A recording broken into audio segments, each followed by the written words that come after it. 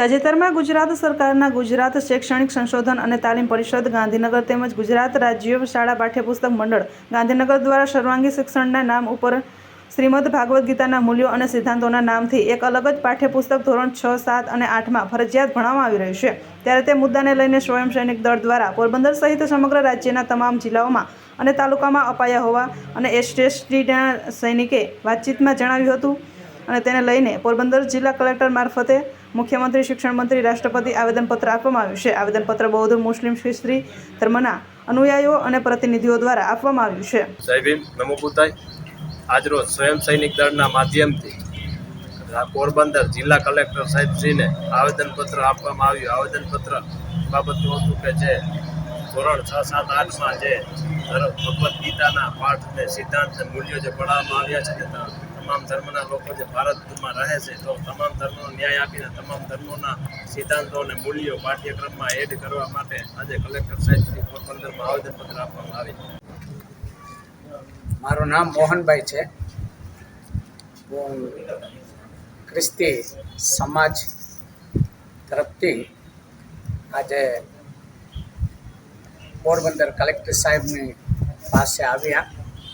અમે બધાએ મળીને કલેક્ટર સાહેબને એક આવેદનપત્ર આપ્યા।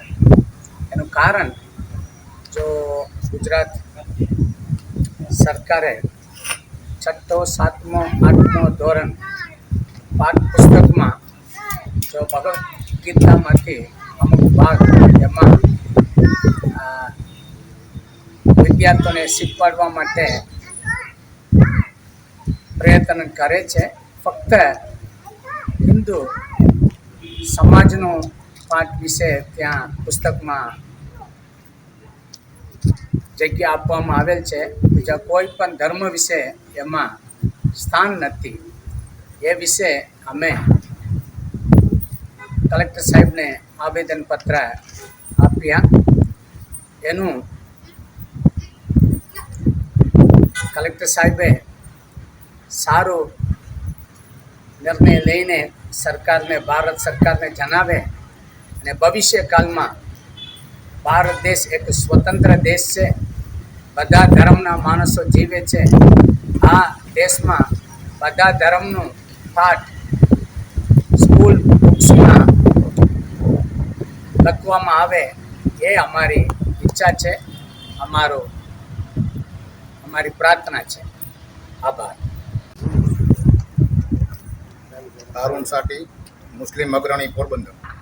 આજ રોજ અમે સ્વયં સેવક દળ મારફતે એ લોકોએ જે આવેદનપત્ર આપ્યું એને અમે સમર્થન આપી આજ રોજ પોરબંદરના મહેરબાન કલેક્ટર સાહેબને આવેદનપત્ર આપેલ છે।